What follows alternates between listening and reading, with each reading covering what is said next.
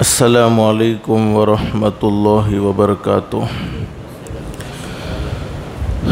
अल्हम्दुलिल्लाहि वकफ़ा वसलामुन अला इबादिहिल्लज़ीना इस्तफ़ा अम्मा बाद।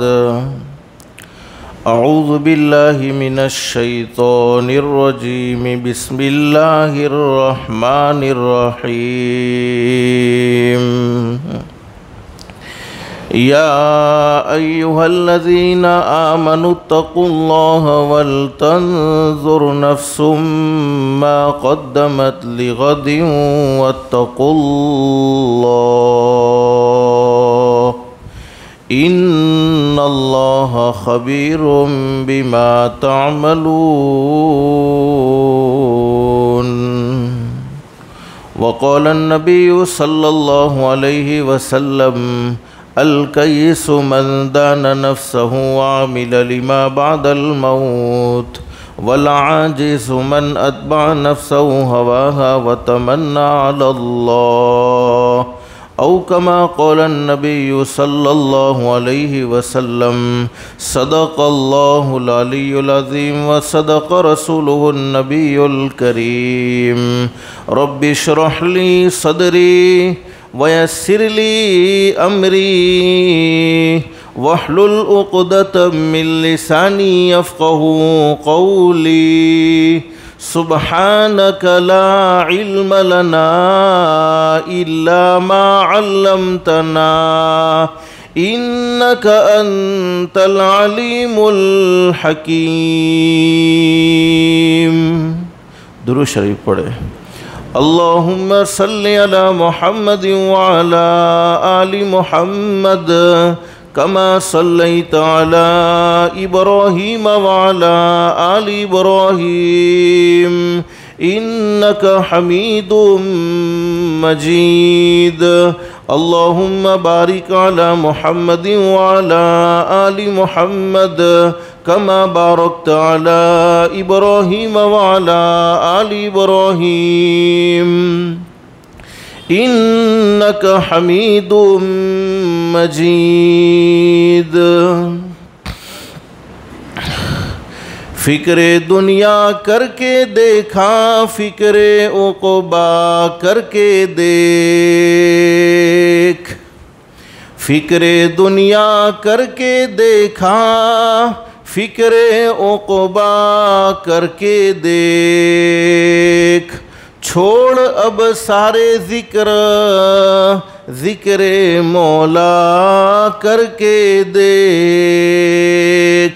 कौन किसके काम आया, कौन किसके काम आया, कौन किसका है हुआ।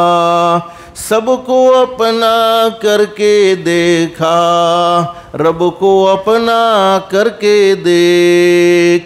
सबको अपना करके देखा, रब को अपना करके देख। गिरामी कदर उलमाए किराम, बुज़ुर्गान मोहतरम और मेरे प्यारे दोस्तों, अल्लाह का हम सब पर बहुत बड़ा एहसान और बहुत बड़ा करम है कि अल्लाह पाक ने हम सब को थोड़ी देर के लिए अपने घर में यानी मस्जिद में जमा फरमाया। दुआ करो अल्लाह हम सब के जमा होने को कबूल फरमाए। हदीस शरीफ में हज़रत अक़दस नबी करीम सल्लल्लाहु अलैहि वसल्लम का सच्चा इरशाद आली है, मस्जिद में आने वाला अल्लाह का मेहमान होता है और अल्लाह रब्बुल आलमीन ख़ुद उसके मेज़बान होते हैं। हम अपने घर में किसको बुलाते हैं? जिससे मोहब्बत होती है, जिससे खुसूसी ताल्लुक़ होता है। अल्लाह पाक भी अपने घर में उन्हीं बंदों को बुलाते हैं जिन बंदों से अल्लाह पाक को मोहब्बत है, जिन बंदों से अल्लाह पाक को खुसूसी ताल्लुक़ हैं। अल्लाह से दिल से दुआ कर लो, अल्लाह तूने अपने फ़ज़ल करम से, अपनी रहमत से दुनिया में हमें अपना मेहमान बनाया है। अल्लाह के लिए कोई मुश्किल नहीं, अल्लाह हम सबको जन्नतुल फिरदौस में भी अपना मेहमान बनाए। हमारे हज़रत इमाम साहब आपके सामने बात कर रहे थे, घंटा सवा घंटा कुर्बानी देने को कह रहे थे। इंशाअल्लाह घंटा सवा घंटे की कुर्बानी की कोई ज़रूरत नहीं है। बस कुछ मुख्तसर सी बातें सुनेंगे, लेकिन दिल में नियत करो इंशाअल्लाह कि अमल भी करेंगे। इसलिए कि सुनना और सुनाना तो बहुत सी मर्तबा होता है, नहीं होता तो बोलो ज़िंदगी में अमल नहीं होता। और असल ज़िंदगी बनती है, ज़िंदगी संवरती हैं, अमल से संवरती हैं। और अल्लाह कुरान करीम में खुशखबरी सुनाते हैं। अल्लाह फरमाते फ़बश्शिर इबाद, मेरे बंदों को खुशखबरी सुना दो। कौन से बंदे? अल्लज़ीना यस्तमिऊनल क़ौल फ़यत्तबिऊन अहसना। अल्लाह फरमाते मेरे वो बंदे जो दीन की बातों को, कुरान की बातों को, हदीस की बातों को ध्यान से सुनते हैं, तवज्जो से सुनते हैं और उस पर अच्छा अमल करते हैं। अच्छा अमल करने का क्या मतलब? अपनी मर्ज़ी का अमल नहीं, बल्कि पैदा करने वाले रब की मर्ज़ी का अमल। हमें समझ में आया तो हमने अमल किया, न समझ में आया तो हमने अमल न किया, वैसा नहीं, बल्कि हमारा रब जैसा चाहता है वैसा ही अमल करते हैं। तो इनाम क्या मिलेगा? उलाइकल्लज़ीना हदाहुमुल्लाह व उलाइका हुम उलुल अलबाब। अल्लाह फरमाते मेरे बंदो तुम ज़मीन पर अमल की नियत करोगे, तुम ज़मीन पर अमल का इरादा करोगे, मैं रब्बुल आलमीन आसमानों पर तुम्हारे लिए हिदायत के फ़ैसले कर दूँगा।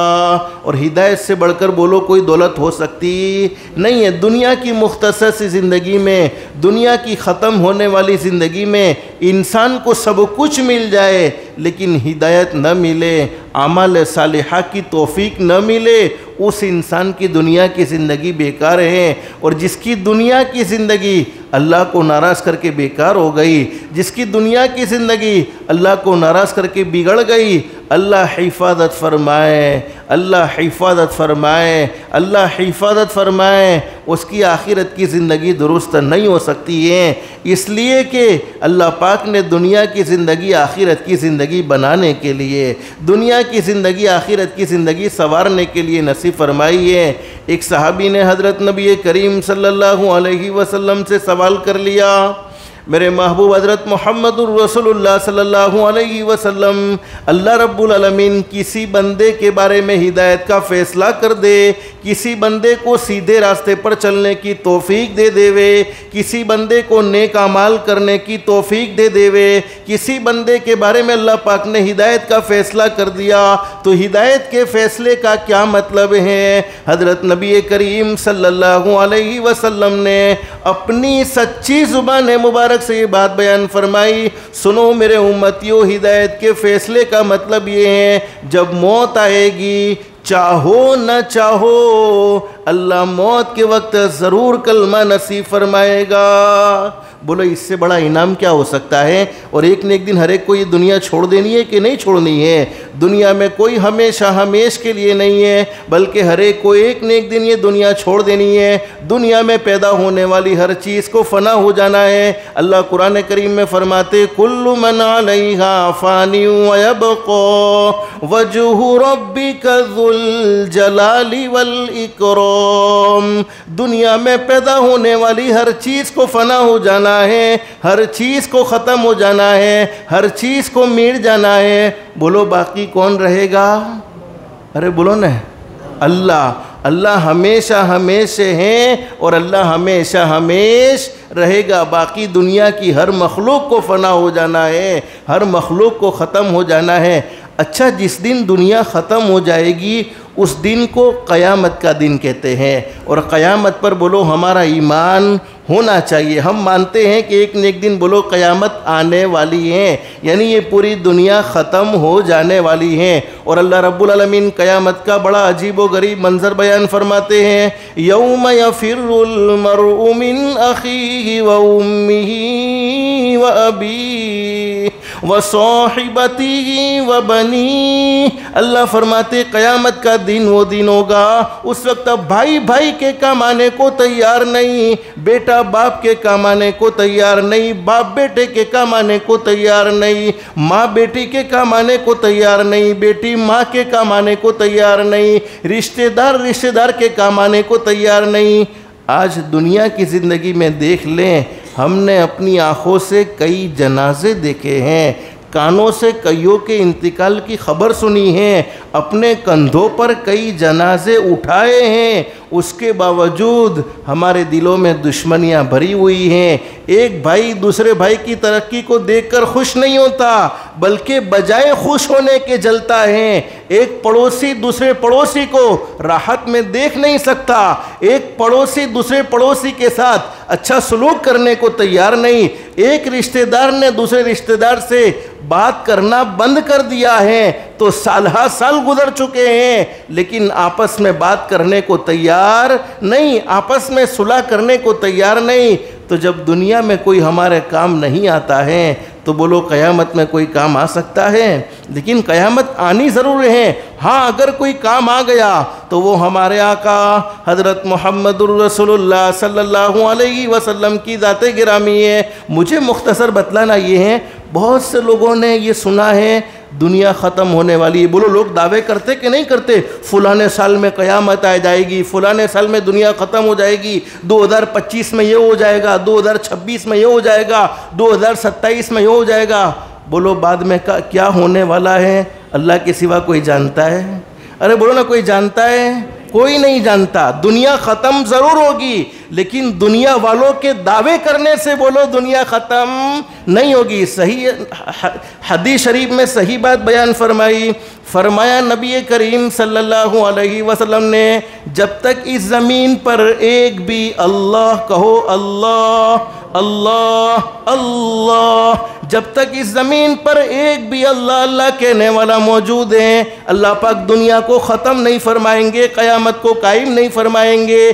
जिस तरीके से आज दुनिया का निज़ाम चलता है, इसी तरीके से जब तक ज़मीन पर एक भी अल्लाह अल्लाह कहने वाला मौजूद है, अल्लाह का नाम लेने वाला मौजूद है, बोलो दुनिया ख़त्म नहीं होगी, क़यामत कायम नहीं होगी। और ये बात मैं अपनी मर्ज़ी से नहीं कहता, हमारे आका ताजदार मदीना मुहम्मदुर रसूलुल्लाह सल्लल्लाहु अलैहि वसल्लम ने अपनी सच्ची ज़ुबान मुबारक से ये बात बयान फरमाई है। बोलो हमारे नबी की बात नाउज़ुबिल्लाह गलत हो सकती है?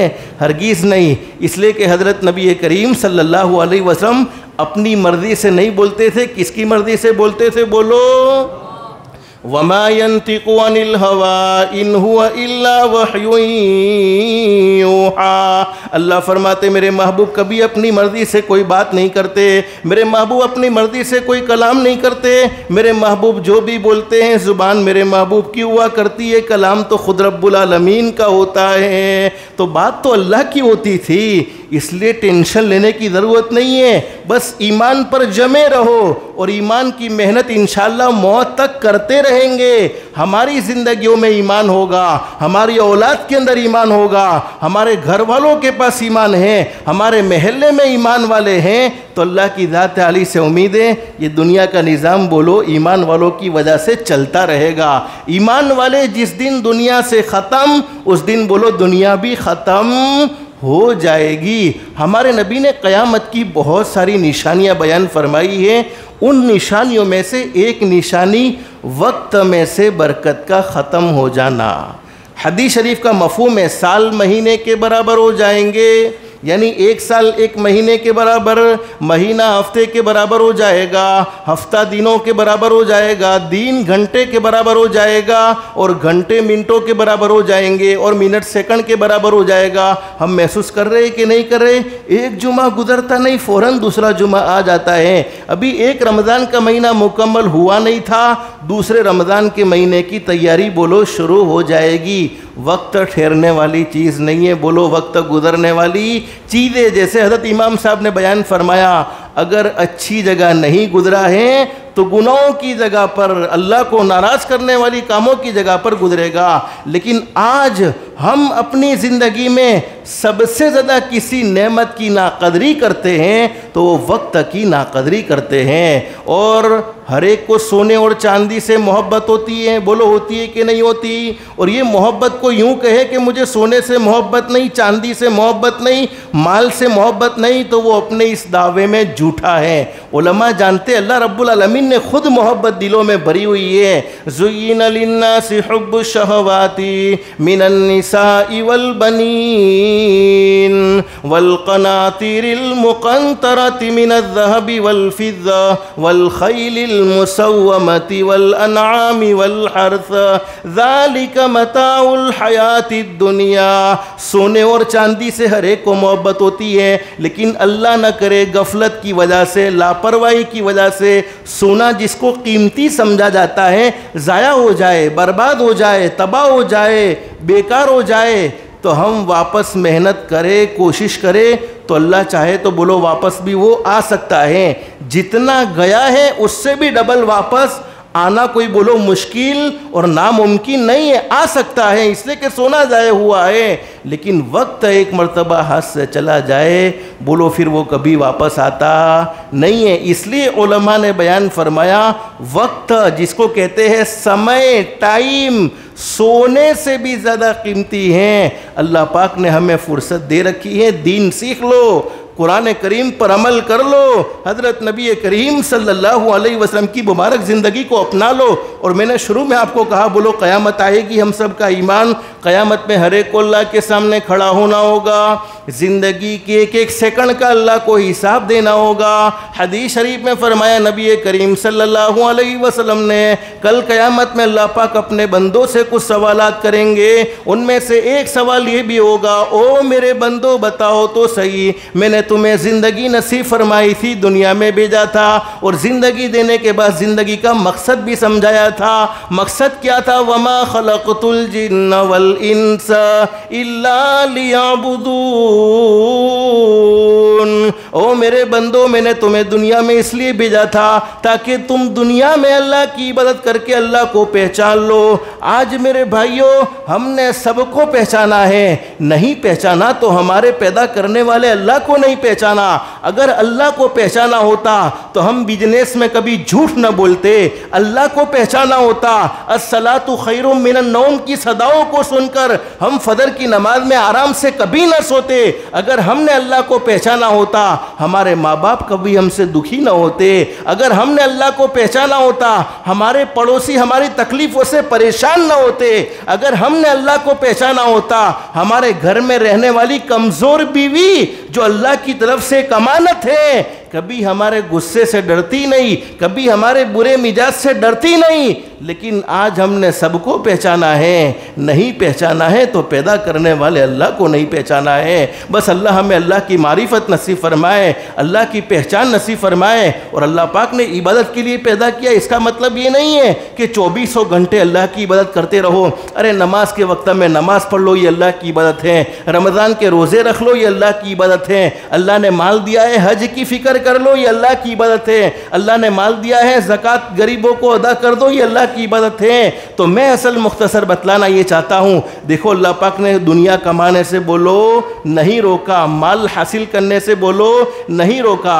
हदीस शरीफ में फरमाया नबी करीम सल्लल्लाहु अलैहि वसल्लम ने, मेरा कोई उम्मती हलाल कमाई करने के लिए अपने घर से निकलता है और अपनी दुकान पर बैठे हुए, अपने बिजनेस पर बैठे हुए शाम को थक जाता है। थकने की बरकत से अल्लाह पाक उसकी ज़िंदगी के सारे गुनाहों को माफ़ कर देते हैं। बोलो इससे आसान दिन कोई हो सकता है कि हम दुनिया भी कमा रहे हो और बोलो हमारे गुनाह भी माफ़ हो रहे हो। और एक हदीस में क्या फरमाया नबी करीम सल्लल्लाहु अलैहि वसल्लम ने, मेरा कोई उम्मती इसलिए हलाल कमाई करता है कि किसी के सामने हाथ न फैलाने पड़े, किसी के सामने सवाल न करना पड़े, किसी के सामने मांगना न पड़े। फरमाया नबी करीम सल्लल्लाहु अलैहि वसल्लम ने उस उम्मती के चेहरे को अल्लाह पाक क़यामत के दिन 14वीं रात के चांद से भी ज़्यादा चमकदार कर देंगे। एक हदीस में फरमाया नबी करीम सल्लल्लाहु अलैहि वसल्लम ने, मेरा कोई उम्मती हलाल कमाई के लिए घर से निकलता है, अल्लाह पाक उस बंदे को मोहब्बत से देखते हैं। बोलो, जिस बंदे पर अल्लाह की मोहब्बत की नज़र होगी उस बंदे का काम बनेगा कि नहीं बनेगा? ज़रूर बनेगा। तो हलाल कमाई करने से अल्लाह ने बोलो रोका नहीं, यहाँ हराम से अपनी जात को बचाना चाहिए। हराम लुक़्मे पेट में चले जाते हैं, फिर नमाजों में दिल नहीं लगता, हम अल्लाह से दुआएं मांगते हैं, दुआएं कबूल नहीं होती, हमारी औलाद हमारे कंट्रोल से बाहर चली जाती है। इसलिए हमेशा खाने का एहतमाम करो। तो बोलो कौन सा खाना खाएंगे? हलाल खाएंगे, अगरचे थोड़ा खाएंगे, हराम की तरफ कभी भी तवज्जो नहीं देंगे। इसलिए कि अल्लाह रब्बुल आलमीन ने हमें यह हुक्म दिया है, हलाल खाओगे तो अल्लाह पाक नेक अमाल का जज्बा दिलों में पैदा फरमा देगा। तो मैं मुख्तसर बतलाना ये चाहता हूँ कि दुनिया कमाने से बोलो अल्लाह ने नहीं रोका, लेकिन मकसद समझाया है। आज बहुत से लोग रोज़ी के मामले में परेशान, बोलो परेशान होते कि नहीं होते? मौलाना कोई ऐसी तावीज़ दो ना दुकान बहुत तेज़ी से चलने लगे। हाँ, रोज़ी अल्लाह पाक ज़रूर देता है, अल्लाह पाक ने अपने बंदों को रोज़ी देनी ही देनी है। और आज लोग सोचते भी हैं मेरी रोज़ी पर किसी ने जादू कर दिया, पता नहीं कोई जिन्नात की प्रॉब्लम है, कोई जादू की प्रॉब्लम है। जिन्नात और जादू की प्रॉब्लम में लोग मुब्तला हो चुके हैं, लेकिन हकीकत ये है, उलमा जानते हैं, हदीस शरीफ में लिखा है मौत और रोज़ी का फैसला अल्लाह पाक कर चुके हैं। मौत इंसान की कहाँ आनी है, कब आनी है, वो अल्लाह को मालूम है, और इंसान को कितनी रोज़ी मिलनी है वो भी अल्लाह पाक पहले से फैसला कर चुके हैं। लेकिन अल्लाह पाक ने बड़ी ज़बरदस्त बात बयान फरमाई, मा उरीदु मिनहुम मिन रिज़्क़िन व मा उरीदु अन युतइमून इन्नल्लाह हुवर रज़्ज़ाक़ु ज़ुल क़ुव्वतिल मतीन। अल्लाह फरमाते मेरे वो बंदे जिन्होंने मकसद के तहत ज़िंदगी गुजारी है, ज़िंदगी के मकसद को समझा है। मकसद क्या है? अल्लाह को पहचानना, अल्लाह की इबादत करना, भलाइयों का दाई बनना, बुराइयों से रोकते रहना, खुद भी दीन पर चलना, दूसरों को भी दीन पर चलने की दावत देना, खुद भी हज़रत नबी करीम सल्लल्लाहु अलैहि वसल्लम की मुबारक ज़िंदगी पर अमल करना और दूसरों को भी हज़रत नबी करीम सल्लल्लाहु अलैहि वसल्लम की मुबारक ज़िंदगी की तबलीग करना, ये हमारी ज़िंदगी का मकसद है। अगर हम मकसद के तहत ज़िंदगी गुजारते हैं, अल्लाह फरमाते फिर मेरे बंदे तुझे रोज़ी के मामले में परेशान होने की ज़रूरत नहीं है, रोज़ी खुद तेरी तरफ चल कर आएगी। तुझे रोज़ी के पीछे भागने की ज़रूरत नहीं है, रोज़ी खुद तेरी तरफ आएगी। और ये मैं अपनी मर्ज़ी से नहीं कहता, अल्लाह कुरान करीम में कह रहे हैं, वमन यत्तक़िल्लाह यजअल लहू मख़रजा व यरज़ुक़हु मिन हैसु ला यहतसिब। अल्लाह फरमाते मेरे वो बंदे जो मुझसे डर जाते हैं, यानी अल्लाह के अहकाम के मुताबिक ज़िंदगी गुजारते हैं, नमाज़ों का एहतमाम करते हैं, कभी झूठ नहीं बोलते हैं, सूदी लेन देन नहीं करते हैं, हराम कमाते नहीं हैं, हराम खाते नहीं हैं, किसी का दिल नहीं दुखाते हैं, किसी के दिल को ज़ख्मी नहीं करते हैं, तो फरमाते हैं कि मैं उन्हें हर तंगी से निकलने के लिए उनके लिए आसानियां कर देता हूं और उनके लिए हर तंगी से निकलने के रास्ते को आसान कर देता हूं और ऐसी जगह से रोज़ी पहुंचाता हूं कि कभी उनके गुमान में भी नहीं होता, कभी इन्होंने सोचा भी नहीं होता। तो रोज़ी की जिम्मेदारी बोलो अल्लाह ने अपने ज़िम्मे ले रखी है, बस हमें तो अल्लाह को राज़ी करना है। मैंने शुरू में बताया कि वक्त ठहरने वाली चीज़ बोलो नहीं है, वक्त गुजर जाएगा, वक्त कभी नहीं ठहरेगा। यही रबीउल अव्वल के महीने में हज़रत नबी करीम सल्लल्लाहु अलैहि वसल्लम इस दुनिया फ़ानी में तशरीफ़ लाए। दुनिया का सबसे अच्छा और ख़ूबसूरत दीन कौन सा? जिस दीन में हज़रत नबी करीम सल्लल्लाहु अलैहि वसल्लम तशरीफ़ लाए, लेकिन एक वो वक्त भी आया हज़रत नबी करीम सल्लल्लाहु अलैहि वसल्लम ने इस दुनिया फ़ानी से पर्दा फरमाया, दुनिया से अलविदा कहकर अपने रब की तरफ चले गए और अल्लाह को प्यारे हो गए। हमारे आका हज़रत मुहम्मदुर रसूलुल्लाह सल्लल्लाहु अलैहि वसल्लम, अल्लाह हर एक को मदीनतुल मुनव्वरा की हाज़री नसीब फरमाए। हम मदीने में जाते हैं, हमारे नबी को सलाम पेश करते हैं, हमारे नबी हमारे सलाम को सुनते भी हैं और जवाब भी ज़रूर देते हैं। और जिसके दिल में ये तमन्ना हो कि वो जल्द से जल्द हज करना देखना चाहता है, उम्रा करना चाहता है। बोलो हर ईमान वाले के दिल में ये तमन्ना होती है कि नहीं होती? जब उम्रा के काफ़िले रवाना होते हैं तो हमारा दिल भी बेचैन होता है, बेकरार होता है कि अल्लाह मैं भी मदीना देखना चाहता हूँ। जब हज के काफ़िले रवाना होते तब भी हम बेचैन और बेकरार हो जाते हैं। बोलो अल्लाह माल का मोहताज नहीं है। दुनिया में बड़े बड़े मालदार ऐसे हैं, पूरी दुनिया में घूमे हैं माल की वजह से, लेकिन मक्का मदीना जाना नसीब नहीं हुआ है। और दुनिया में बहुत से गरीब ऐसे हैं जिनके पास कुछ भी नहीं था, बेचारे मजदूरी करते थे, कुछ खाते पीते थे और कुछ जमा किया, और उसकी बरकत से अल्लाह ने उन्हें कई मरतबा मक्के का सफ़र भी करवाया, कई मरतबा मदीने का सफ़र भी करवाया। तो मक्के और मदीने के सफ़र के लिए अल्लाह पाक बोलो माल का मोहताज नहीं। अल्लाह जिसे चाहता है उसे बुला लेता है। जो शख्स रोज़ाना 313 मरतबा दुरूद शरीफ पढ़े, बोलो कितनी मरतबा? 313 मरतबा दुरूद शरीफ। बेहतर दुरूद शरीफ तो वही है जिसको हम नमाज में पढ़ते हैं, लेकिन इतना वक्त नहीं मिलता तो सल्लल्लाहु अलैहि वसल्लम। कितना आसान है, सल्लल्लाहु अलैहि वसल्लम, सल्लल्लाहु अलैहि वसल्लम, या अल्लाहुम्मा सल्ली अला मोहम्मद। बस अल्लाहुम्मा सल्ली अला मोहम्मद 313 मरतबा पढ़ना शुरू करें। अल्लाह पाक बहुत जल्द उसके लिए मदीने के सफ़र के असबाब पैदा फरमा देंगे और जल्द से जल्द उसे मदीने की हाज़री नसीब फरमाएंगे। और फरमाया कि 313 मरतबा दुरूद शरीफ पढ़े, अल्लाह पाक ख्वाब में हज़रत नबी करीम सल्लल्लाहु अलैहि वसल्लम की जल्द से जल्द ज़ियारत नसीब फरमाएंगे। 313 मरतबा दुरूद शरीफ पढ़ने की बरकत से अल्लाह पाक ऐसी बड़ी बड़ी बीमारियों से महफूज रखेंगे जिन बीमारियों से आदमी मौत के हवाले हो जाता है, कब्र के हवाले हो जाता है, जैसे कैंसर की बीमारी है, हार्ट अटैक की बीमारी है। इसी तरीके से जादू और जिन्नात की प्रॉब्लम 313 मरतबा दुरूद शरीफ पढ़ने की बरकत से जादू और जिन्नात की प्रॉब्लम का भी बोलो सामना करना नहीं पड़ेगा। और 313 मरतबा दुरूद शरीफ पढ़ेंगे, अल्लाह पाक हलाल पाकीदा रोज़ी के दरवाज़े खोल देंगे। और 313 मरतबा दुरूद शरीफ पढ़ेंगे, अल्लाह पाक दुनिया में भी इज़्ज़त नसीब फरमाएंगे और आखिरत में भी इज़्ज़त नसीब फरमाएंगे। अब मेरे प्यारो, आप थके न थके, मैं थक गया। बस दो काम, आखिरी बात, दो काम करेंगे इंशाअल्लाह।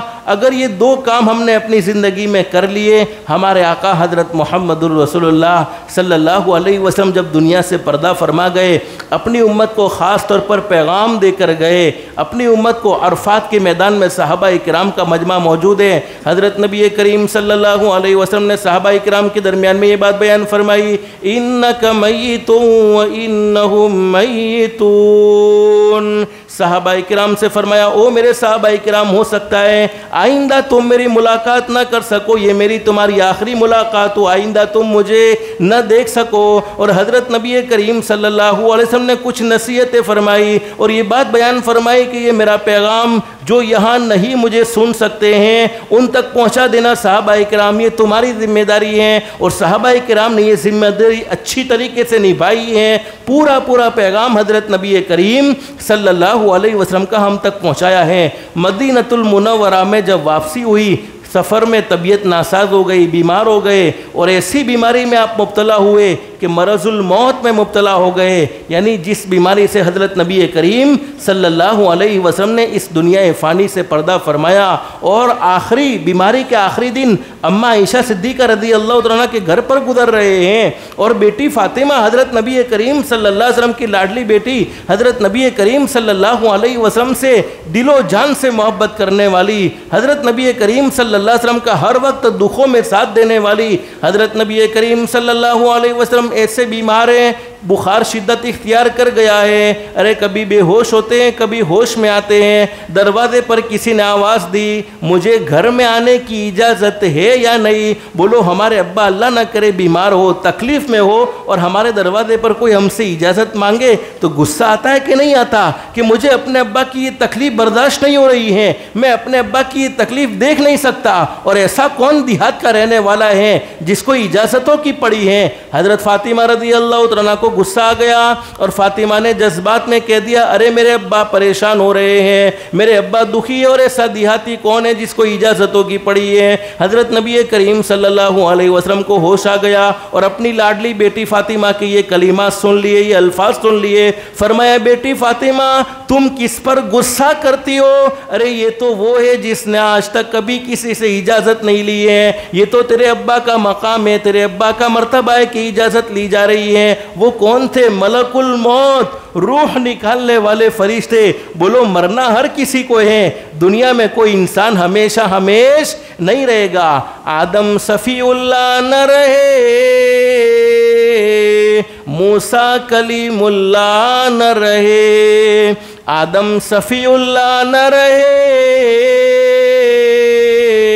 मूसा कलीमुल्लाह न रहे, तो हम क्या रहेंगे जब महबूबे खुदा न रहे। महबूबे खुदा ने भी इस दुनिया से पर्दा फरमाया है, इसीलिए बहुत ज़बरदस्त बात बयान फरमाई है, इंसान संभल जा अब भी तू, अल्लाह को नाराज़ करते हुए संभल जा, झूठ बोलते हुए संभल जा, हराम खाते हुए संभल जा, हराम कमाते हुए संभल जा, किसी के दिल के टुकड़े टुकड़े करते हुए संभल जा, किसी का हक मारते हुए संभल जा, किसी के पैसे लिए हैं और वापस न देने का इरादा किया हुआ है तो संभल जा, किसी की ज़मीन पर नाजायज़ कब्ज़ा करते हुए संभल जा, अरे लोगों में फितने फसाद के करते हुए संभल जा, लड़ाई झगड़े कराते हुए संभल जा। इंसान संभल जा अब भी तू, 5 वक्त की नमाजों को छोड़ते हुए संभल जा। अरे अस्सलातु खैरुम मिनन नौम की सदाओं को सुनकर फजर की नमाज में आराम से सोते हुए संभल जा। इंसान संभल जा अब भी तू, इंसान संभल जा अब भी तू, मिट्टी में एक दिन जाना है, तेरे बड़े भी चले गए और तेरा भी नंबर आना है। हर एक को बारी बारी ये दुनिया छोड़ देनी होगी, कोई दुनिया में हमेशा हमेश के लिए बोलो नहीं है। और जिस औलाद की मोहब्बत में कभी हमने दीन सीखने की फिक्र न की, कभी अल्लाह के रास्ते में निकलने का हमारे दिलों में जज्बा पैदा न हुआ, अरे मैं अल्लाह का दीन सीखने निकलूंगा, अल्लाह के रास्ते में निकलूंगा तो मेरे बिजनेस को कौन संभालेगा, मेरे कारोबार को कौन संभालेगा, मेरी औलाद की खैर खाई कौन करेगा, मेरी औलाद का ख्याल कौन रखेगा। लेकिन हकीकत ये है, जब हम दुनिया से जाते हैं तो आलम क्या होता है, दुनिया से जाते हैं तो हाल क्या होता है। जाएगा जब जहां से, जहां यानी दुनिया, जाएगा जब जहां से, जाएगा जब जहां से कोई न साथ होगा, 2 गज कफन का टुकड़ा तेरा लिबास होगा। हर एक को बारी बारी ये दुनिया से जाना होगा। हमारे नबी की इजाज़त मिली, मलकुल मौत अंदर तशरीफ़ लाए, रूह निकालते निकालते घुटने के करीब पहुँचे। आपको मालूम है, बस बहुत मुख्तसर इमाम साहब 10 मिनट में इंशाल्लाह बात पूरी कर देंगे। बारिश भी हो रही है ना, बारिश हो रही है, अब बारिश में आप भिगोगे, इससे बेहतर है कि मस्जिद में थोड़ी देर के लिए बैठो। अल्लाह हम सब के बैठने सुनने को कबूल फरमाए। हज़रत नबी करीम सल्लल्लाहु अलैहि वसल्लम की रूह मुबारक निकालने के लिए मलकुल मौत अंदर तशरीफ़ लाए हैं और रूह निकालते निकालते घुटने के करीब पहुँचे। मैं असल आपको पॉइंट की बात बतलाना चाहता हूँ कि हमारे नबी ने हमसे क्या ताल्लुक़ कायम किया था, क्या ज़बरदस्त मोहब्बत की थी। हदीस शरीफ में लिखा है, फरमाया नबी करीम सल्लल्लाहु अलैहि वसल्लम ने, जब इंसान दुनिया से जाता है और उसके अमाल अच्छे नहीं होते हैं तो रूह निकालने वाले फरिश्ते कभी रूह को घुटनों में रोक कर अज़ाब देते हैं, कभी रान में रोक कर अज़ाब देते हैं, कभी पेट में रोक कर अज़ाब देते हैं, कभी सीने में रोक कर अज़ाब देते हैं, कभी हलक में रोक कर अज़ाब देते हैं। और जो इंसान अल्लाह को राज़ी करके ज़िंदगी गुजारता है और वो दुनिया से जाता है तो उसकी रूह को इतना आसानी से निकाला जाता है जैसे आटे में से बाल को निकाला जाता है। रूह निकालते निकालते मलकुल मौत घुटने के करीब पहुँचे। हमारे नबी ने फरमाया, इज़राइल मुझे सख्त तकलीफ़ हो रही है। बोलो हमारे नबी से बढ़कर कोई मुक़द्दस हो सकता है, कोई पाकीज़ा हो सकता है? जिनके सदक़े में तो अल्लाह ने पूरी कायनात को सजाया है, जिनके सदक़े में तो अल्लाह ने पूरी कायनात को बनाया है। लेकिन हमारे नबी क्या फरमाते? इज़राइल, ताइफ में लोगों ने मुझे पत्थर मारे लेकिन मुझे इतनी तकलीफ़ नहीं हुई जितनी तकलीफ़ आज मुझे हो रही है। उहद में दांत मुबारक मेरे शहीद किए गए, इतनी तकलीफ़ मुझे नहीं हुई जितनी तकलीफ़ आज मुझे हो रही है। और हमारे नबी ने फरमाया, जब मैंने अल्लाह के बंदों को अल्लाह का पैगाम सुनाया, दावत की मेहनत की, तबलीग की मेहनत की, लोगों ने मुझे गालियाँ भी दी हैं, लोगों ने मुझे धक्के भी दिए हैं, लोगों ने मेरे रास्ते में कांटे भी बिछाए हैं, लेकिन पूरी ज़िंदगी की तकलीफ़ एक तरफ और आज की ये तकलीफ़ एक तरफ। अब मलकुल मौत घबराए, कहा अल्लाह के नबी मेरा तो कोई इरादा नहीं मैं आपको तकलीफ़ पहुंचाऊं, ये मेरी हिम्मत कैसे हो सकती है कि मैं आपको तकलीफ़ पहुंचाऊं? अरे मैं तो आपके साथ सहूलत का मामला करता हूं, मैं तो आपके साथ आसानी का मामला करता हूं। हमारे नबी ने फरमाया, इज़राइल मलकुल मौत, मैं जानता हूं तू मुझे तकलीफ़ देना नहीं चाहता, उसके बावजूद मुझे शिद्दत का दुख हो रहा है, उसके बावजूद मुझे शिद्दत की तकलीफ़ हो रही है। इज़राइल, मेरे जिन गुनहगार उम्मतियों को तू तकलीफ़ पहुंचाएगा, मालूम नहीं उनका क्या हल होगा, मालूम नहीं उनकी क्या कैफियत होगी। इज़राइल, आज मेरी एक दरख्वास्त को कबूल करोगे? फरमाया, फरमाइए मेरे महबूब, कौन सी दरख्वास्त आप करना चाहते हैं? क़यामत तक के आने वाले मेरे जितने गुनहगार उम्मतियों को इज़राइल तू तकलीफ़ पहुंचाना चाहता है, आज वो सारी की सारी तकलीफ़ मैं मोहम्मद के सीने पर ख़त्म फरमा दे, लेकिन मेरी उम्मत को दुख मत पहुंचाना, मेरी उम्मत को तकलीफ़ मत पहुंचाना। ये आखिरी नबी ने हमसे जाते हुए ये मोहब्बत का सबूत दिया है। हदीस शरीफ में लिखा है, उलमा जानते हैं, जब इंसान जाता है मलकुल मौत एक अंदर की जो रग होती है उसको छू लेते हैं, जिसकी वजह से पहचान ख़त्म हो जाती है। बाप जाता है, बोलो बेटे को पहचान सकता नहीं है, बेटा जाता है बाप को पहचान सकता नहीं है। लेकिन ये आखिरी नबी उम्मत को आखिरी वक्त में भी याद कर रहे हैं, और आज इस उम्मत ने नबी को भुला दिया। बस हमारे नबी ने आखिरी वक्त में 2 पैगाम दिए, करेंगे इंशाल्लाह ये 2 काम। अगर ये 2 काम हमने अपनी ज़िंदगी में कर लिए, दुनिया वाले हमें अच्छा समझे न समझे, दुनिया वाले हमारी इज्जत करे न करे, दुनिया वाले हमसे मोहब्बत करे न करे, दुनिया वाले हमसे अच्छा सलूक करे न करे, बोलो इज्जत देने वाला कौन? बोलो जलील करने वाला कौन? बोलो अल्लाह। और जिस बंदे को अल्लाह पाक जलील करने का फ़ैसला कर देते हैं, जिस बंदे को अल्लाह पाक गिरा देने का फ़ैसला कर देते हैं, जिस बंदे की अल्लाह पाक दुनिया आखिरत तबाह कर देने का फ़ैसला कर देते हैं, उस बंदे को लोगों की खामियां तलाश करने पर लगा देते हैं। वो कभी किसी की खूबी नहीं ढूंढेगा, बल्कि हमेशा खामियां ढूंढता रहेगा, फलाना ऐसा, फलाना ऐसा, फलाना ऐसा, लेकिन अपने बारे में कभी नहीं सोचेगा कि मैं कैसा हूँ। 2 काम करेंगे इंशाअल्लाह। सबसे पहला काम 5 वक्त की नमाज, कह दो इंशाअल्लाह। बैठने वाले मजमे से मुझे उम्मीद है हर कोई पढ़ता ही होगा। ये 5 वक्त का नमाजी मजमा है, लेकिन फ़जर की नमाज का ख़ास तौर पर एहतमाम करोगे। हदीस शरीफ में लिखा है, ईशा की नमाज जमात के साथ पढ़ो, आधी रात इबादत में शुमार हो गई। फ़जर की नमाज जमात के साथ पढ़ो और आधी रात इबादत में शुमार हो गई। और हदीस शरीफ में क्या फरमाया नबी करीम सल्लल्लाहु अलैहि वसल्लम ने, मेरा कोई उम्मती रात को सोने से पहले वज़ू कर ले, वज़ू करके सोए तो फरिश्ते उसके जिस्म से टच हो जाते हैं और अपनी तकलीफ़ें, अपनी परेशानी है, रात को आँख खुल जाए, अल्लाह से मांग ले, अल्लाह मैं फ़लानी तकलीफ़ में हूँ, फ़लानी परेशानी में हूँ। हदीस शरीफ में हमारे नबी ने फरमाया, तेरे बोलने में देर हो सकती है लेकिन अल्लाह के मंजूर करने में देर नहीं हो सकती है। आयतुल कुर्सी पढ़कर सोएंगे, पूरी रात फरिश्ता बॉडीगार्ड के तौर पर खड़ा हो जाएगा। तो हमारा दीन तो बोलो कितना आसान है, कितना इजी है।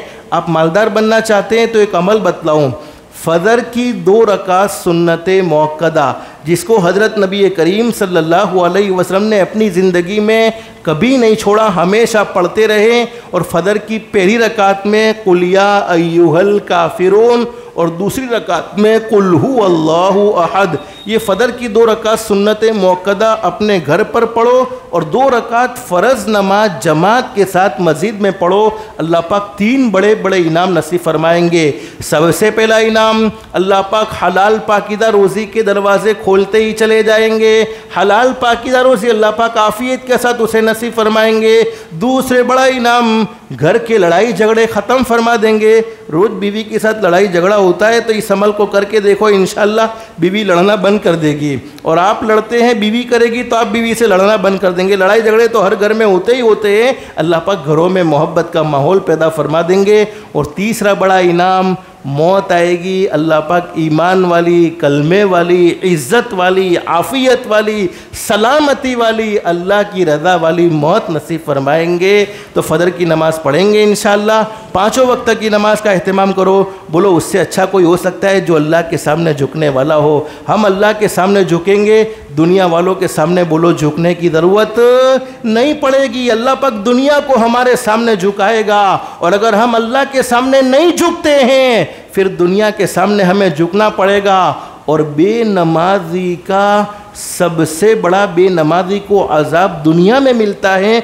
मेरे तजर्बे में, गलत भी हो सकता है तजर्बा, उसकी औलाद उसके कंट्रोल में नहीं रहती है। उसकी औलाद उसके कंट्रोल में नहीं, उसकी नाफरमान हो जाती है। और जो अल्लाह के सामने झुकने वाला है, नमाज़ पढ़ने वाला है, अल्लाह पाक इसकी औलाद को इसकी आंखों की ठंडक बना देते हैं, इसकी औलाद को इसका फरमा बरदार बना देते हैं। मौत आएगी, अल्लाह पाक ईमान वाली, कलमे वाली मौत नसीब फरमाएंगे। नमाज़ पढ़ेंगे, शैतान मरदूद के हमले से ज़िंदगी में भी हिफाजत होगी और आखिरी वक्त में भी इंशाअल्लाह हिफाजत हो जाएगी। तो बोलो पहला काम क्या करेंगे? जल्दी बोलो। पहला काम 5 वक्त की नमाज। कब से?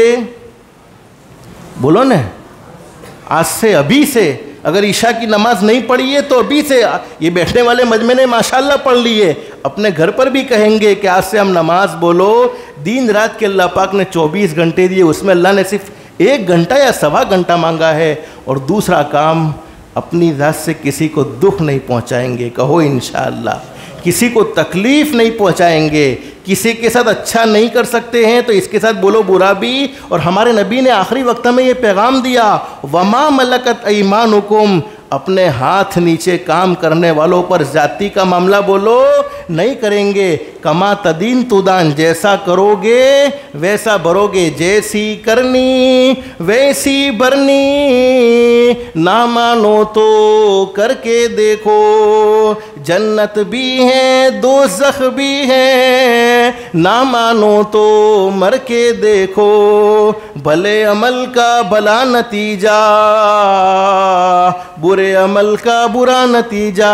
जिन लोगों ने बुरा किया है चलकर उनका घर देखो। अरे किसी को सताने वाले, किसी के दिल के टुकड़े टुकड़े करने वाले, किसी को बेचैन और बेकरार करने वाले, कभी उनकी ज़िंदगियों में सुकून नहीं होता है। अल्लाह पाक उनकी ज़िंदगियों से सुकून और इत्मीनान छीन लेते हैं। जिसको सताया उसे तो कभी न कभी सुकून मिल जाता है, लेकिन सताने वालों को बोलो कभी सुकून मिलता नहीं है। हदीस शरीफ में फरमाया नबी करीम सल्लल्लाहु अलैहि वसल्लम ने, अल्लाह रब्बुल आलमीन बड़े करीम है, बड़े रहीम है। पूरी ज़िंदगी गुनाहों में गुजर जाए, पूरी ज़िंदगी नाफरमानी में गुजर जाए, लेकिन सिर्फ एक मरतबा कह दिया जाए अस्तगफिरुल्लाह, कहो अस्तगफिरुल्लाह, फिर कहो अस्तगफिरुल्लाह, फिर कहो अस्तगफिरुल्लाह, जिसके माना ये है कि ए अल्लाह मैं तुझसे माफ़ी मांगता हूँ। हदीस शरीफ में लिखा है अल्लाह रब्बुल आलमीन फरमाते, मेरे बंदे तूने मुझसे माफ़ी मांगी है, मेरी इज़्ज़त की कसम मैंने तेरी ज़िंदगी के सारे गुनाहों को माफ़ कर दिया है। और ऐसा माफ़ किया है अत्ताइबु मिनज़्ज़ंबि कमल्ला ज़ंबला, जैसा कि तूने गुनाह किया ही नहीं था। लेकिन 2 गुनाह ऐसे हैं, अल्लाह की 2 नाफरमानियाँ ऐसी हैं जिनकी सज़ा मरने के बाद तो मिलती ही मिलती है, मरने से पहले पहले दुनिया में भी ज़रूर मिल जाती है। नंबर 1, जिसने अपने माँ बाप के दिल के टुकड़े टुकड़े किए हो, माँ बाप को सताया हो, आज से नियत करो माँ बाप के साथ अच्छा सलूक करेंगे इंशाअल्लाह। माँ बाप को कभी दुखी नहीं करेंगे, हम अपने माँ बाप के साथ अच्छा सलूक करेंगे। मैं अपने जवानों से कहूँगा हमारी औलाद हमारे साथ अच्छा सलूक करेगी। और दूसरा काम, जिसने किसी पर जुल्म किया, जिसने किसी पर ज़्यादती की, जालिम को अल्लाह पाक ढील ज़रूर देते हैं, लेकिन जालिम की पकड़ भी ज़रूर होती है। कोई कमज़ोर है सामने वाला, हमने उसे डराया, वो कमज़ोर होने की वजह से जवाब नहीं दे सकता।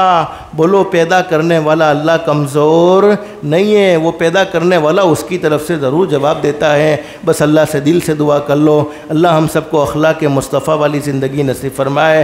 अल्लाह पाक हम सबको माफ़ करने का जज्बा नसीब फरमाए। हमारे अखलाक ऐसे दुरुस्त हो जाए कि बड़ों का हमारे दिलों में इकराम हो, छोटों पर शफ़क़त हो, उलमाए दीन की अहमियत हमारे दिलों में हो और दीन की कदर व क़ीमत हो, अल्लाह के रास्ते की अहमियत हमारे दिलों में हो। दीन को हम सीखें, दीन को सीख कर दूसरों को सिखाए, अपने घर में दीन वाला माहौल पैदा करें। अल्लाह से ये सारी दुआएं भी करते रहना चाहिए। सिर्फ मेहनत से कुछ नहीं बल्कि अल्लाह से मांगने की भी ज़रूरत होती है। अल्लाह से दिल से दुआ कर लो, अल्लाह हम सब की दुनिया भी बेहतर से बेहतर बनाए, आखिरत भी बेहतर से बेहतर बनाए। अल्लाह के अहकाम के मुताबिक, हज़रत नबी करीम सल्लल्लाहु अलैहि वसल्लम के तरीक़े के मुताबिक ज़िंदगी गुजारने की तौफ़ीक़ व सादत नसीब फरमाए। आप माशाल्लाह बड़ी मोहब्बत के साथ इतनी देर बैठे हैं, अल्लाह आप सबके बैठने को कबूल फरमाए। जो कहा गया है, सुना गया है, सबसे पहले मुझे फिर आपको अमल की तौफ़ीक़ नसीब फरमाए। और ये दुआ कर लो अल्लाह हमारा ये बैठना सुनना सुनाना कबूल फरमाए और ख़ुसूसन इस बस्ती के लिए और उमूमन पूरी उम्मत के लिए हिदायत का ज़रिया बनाए। अल्लाह सबके बैठने सुनने को कबूल फरमाए। और अल्लाह ने अपने फ़ज़ल व करम से जैसे अल्लाह की मोहब्बत में, अल्लाह की नबी की मोहब्बत में मस्जिद में जमा होकर बैठने की तौफ़ीक़ नसीब फरमाई, अपने फ़ज़ल व करम से मस्जिद में जमा फरमा दिया। अल्लाह के लिए कोई मुश्किल नहीं। अल्लाह हम सबको जन्नतुल फिरदौस में भी जमा फरमाए। अल्लाह पाक हम सबको कहने सुनने से ज़्यादा इखलास, इस्तिखलास और इस्तिकामत के साथ अमल की तौफ़ीक़ नसीब फरमाए। आमीन या रब्बल आलमीन। व आखिरु दावाना अनिल हम्दुलिल्लाहि रब्बिल आलमीन। अस्तग़फिरुल्लाह अल्लज़ी ला